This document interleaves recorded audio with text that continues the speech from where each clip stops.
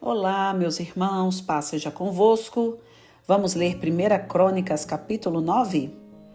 Habitantes de Jerusalém depois da volta do cativeiro. E todo o Israel foi contado por genealogias.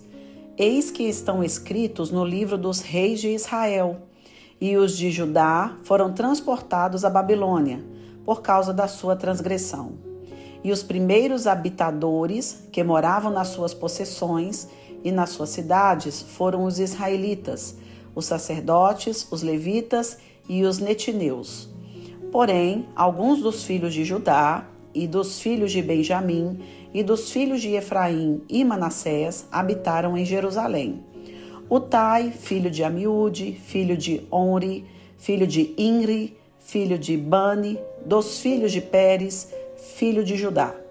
E dos Silonitas, Asaías, o primogênito, e seus filhos.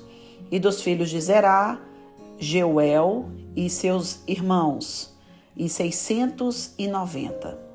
E dos filhos de Benjamim, Salo, filho de Mesulão, filho de Odavias, filho de Assenuá, e Binéias, filho de Jeroão, e Elá, filho de Uzi, filho de Micre, e Mesulão, filho de Cefatias, filho de Reuel, filho de Ibnijas. E seus irmãos, segundo as suas gerações, 956.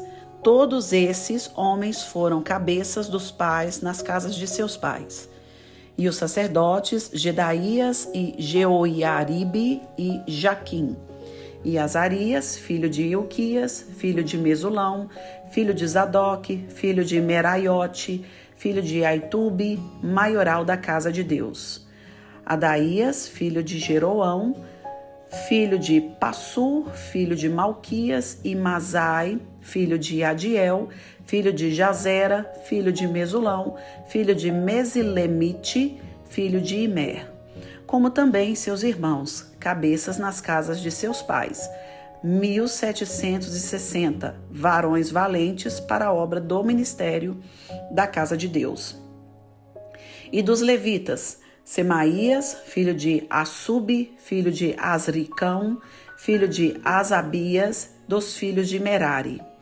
E Baquebacá, e Eres, e Galau, e Matanias, filho de Mica, filho de Zicre, filho de Asaf.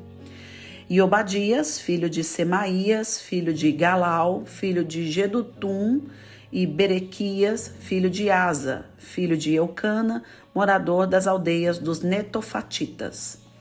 E foram porteiros Salum, e Acube, e Talmon, e Aimã, e seus irmãos, cujo chefe era Salum. E até aquele tempo estavam de guarda à porta do rei para o oriente. Estes foram os porteiros entre os arraiais dos filhos de Levi. E Salum, filho de Coré, filho de Ebiasaf, filho de Corá, e seus irmãos da casa de seu pai, os coraitas, tinham cargo da obra do ministério, e eram guardas dos umbrais do tabernáculo, e seus pais foram capitães do arraial do Senhor e guardadores da entrada. E Finéias, filho de Eleazar, dantes era entre eles guia, com o qual era o Senhor. E Zacarias, filho de Meselemias, era o porteiro da porta da tenda da congregação. Todos estes escolhidos para serem porteiros dos umbrais foram 212, e foram estes, segundo as suas aldeias, postos em suas genealogias. E Davi e Samuel, o vidente, os constituíram no seu cargo. Estavam, pois, eles e seus filhos às portas da casa do Senhor, na casa da tenda, junto aos guardas. Os porteiros estavam aos 4 ventos, ao oriente, ao ocidente, ao norte e ao sul. E seus irmãos estavam nas suas aldeias, e no 7º dia, de tempo em tempo, entravam a servir com eles. Porque havia naquele ofício 4 porteiros mores, que eram levitas e tinham cargo das câmaras e dos tesouros da casa de Deus. E de noite ficavam à roda da casa de Deus, porque a guarda lhes estava encarregada, e tinham cargo de abrir, e isso cada manhã. E alguns deles tinham cargo dos utensílios do ministério, porque por conta os traziam e por conta os tiravam. Porque deles alguns havia que tinham cargo dos móveis e de todos os objetos sagrados, como também da flor de farinha, e do vinho, e do azeite, e do incenso, e da especiaria. E alguns dos filhos dos sacerdotes eram os obreiros da confecção das especiarias. E Matitias, dentre os levitas, o primogênito de Salum, o coraíta, tinha cargo da obra que se fazia em amassadeiras. E alguns dos filhos dos coatitas, de seus irmãos, houve alguns que tinham cargo dos pães da proposição, para os prepararem em todos os sábados. Destes foram também os cantores, cabeças dos pais entre os levitas, habitando nas câmaras, isentos de serviços, porque de dia e de noite estava a seu cargo ocuparem-se naquela obra. Estes foram cabeças dos pais entre os levitas, chefes em suas gerações. Estes habitaram em Jerusalém. Porém, em Gibeão habitaram Jeiel, pai de Gibeão, e era o nome de sua mulher Maaca. E seu filho primogênito, Abidom, depois Ur, e Quis, e Baal, e Ner, e Nadab, e Gedor, e Aiô, e Zacarias, e Miclote. E Miclote gerou a Simeia, e também estes, defronte de seus irmãos, habitaram em Jerusalém com seus irmãos.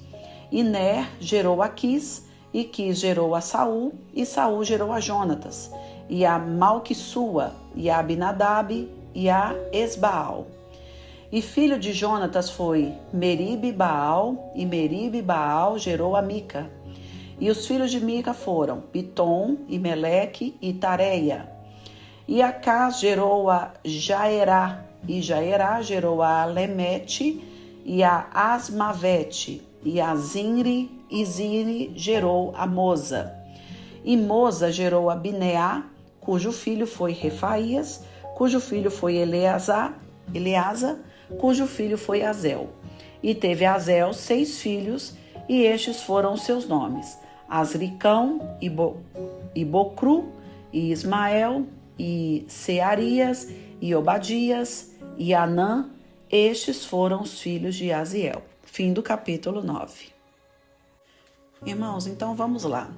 Este capítulo é o último capítulo de genealogias. E o que nós vemos nele?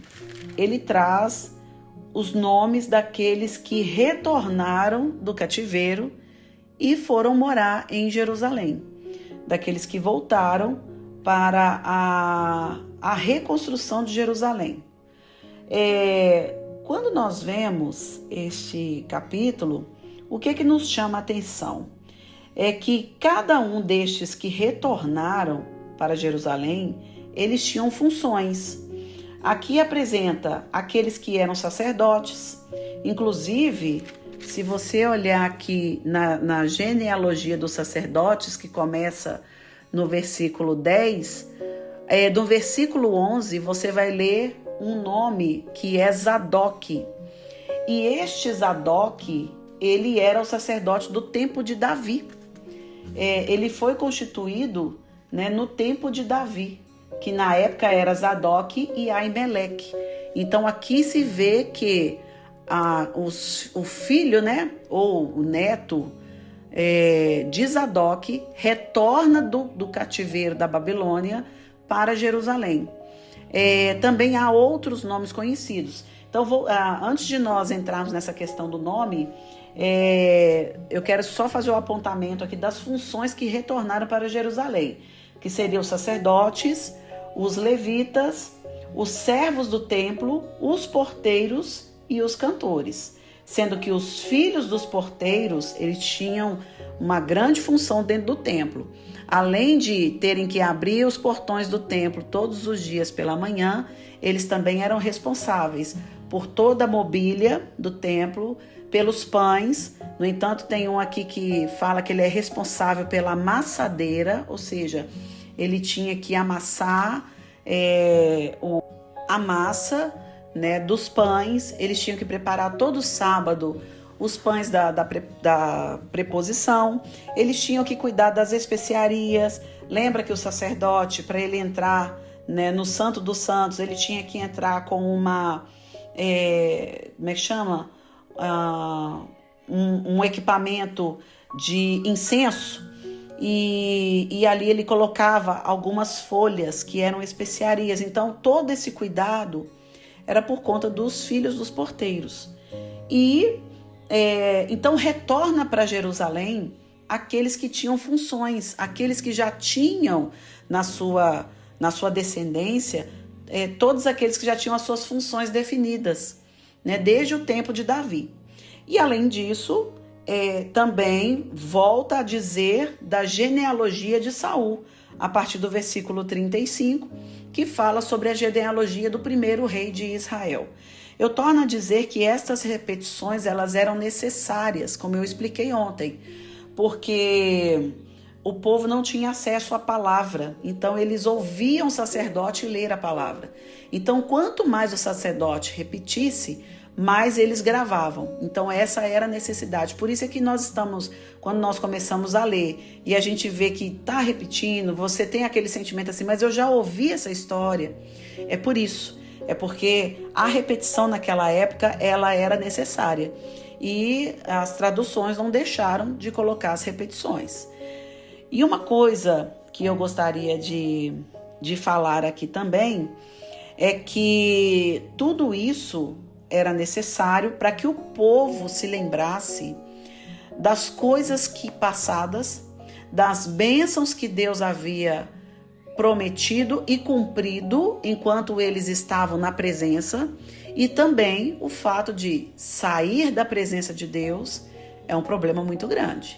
Então o cronista, né, o escritor de crônicas, ele sempre traz essa ressalva, né? Ele sempre traz essas informações nos seus escritos, de que aqueles que estão na presença serão abençoados, mas aqueles que saem da presença de Deus, estes serão amaldiçoados.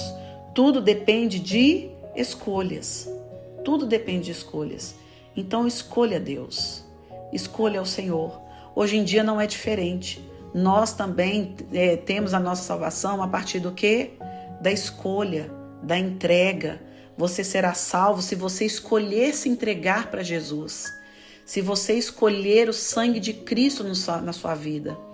Você será abençoado se você tiver a marca de Cristo na sua vida, na sua alma. Então tudo, até nos dias de hoje, o que nos define, o que define a nossa vida, o nosso espiritual, o nosso futuro, são as escolhas. O que nós escolhemos? Eu escolho ser livre ou eu escolho ser aprisionado e ainda assim ter a morte eterna? O que eu escolho? O que é mais importante para mim? Quero contar uma breve história aqui que eu achei interessante. Um pastor dizendo que uma pessoa do mundo virou para ele e falou assim: eu não quero ser crente porque crente é prisioneiro, crente é um escravo. Aí o pastor falou com ele assim: mas por que você acha que crente é um escravo? Aí ele respondeu assim: porque crente não pode beber, não pode fumar, não pode prostituir, não pode fazer coisas ilícitas, né? O crente não pode fazer nada disso.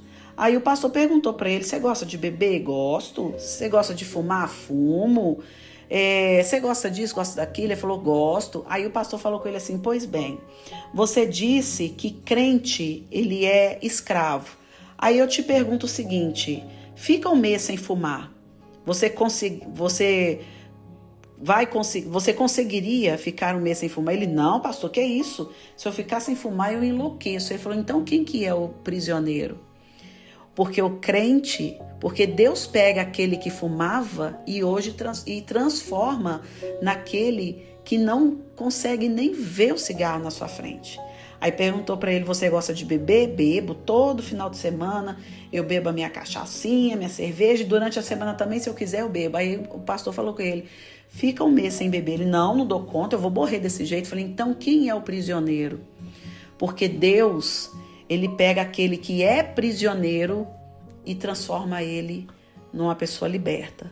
Então, você precisa mudar a sua mentalidade, a sua forma de pensar. Não é porque você não pode fazer, é porque você não consegue ficar sem fazer. Mas aqueles que estão em Cristo Jesus, eles podem passar pelas provas, que eles foram libertos, sarados, curados, em nome de Jesus. Então, há uma mudança, tudo depende de escolha. Aquele que está em Cristo verdadeiramente está livre, e não somente tem liberdade, não somente é livre do pecado, mas ele também é livre da morte eterna. Então tudo depende de escolhas. Escolha Cristo na sua vida. Se você pode, faça uma oração de confissão, diga: Senhor Jesus, eu confesso que o Senhor é o único e suficiente Salvador da minha vida. Eu lhe peço, perdoe os meus pecados e escreva o meu nome no livro da vida.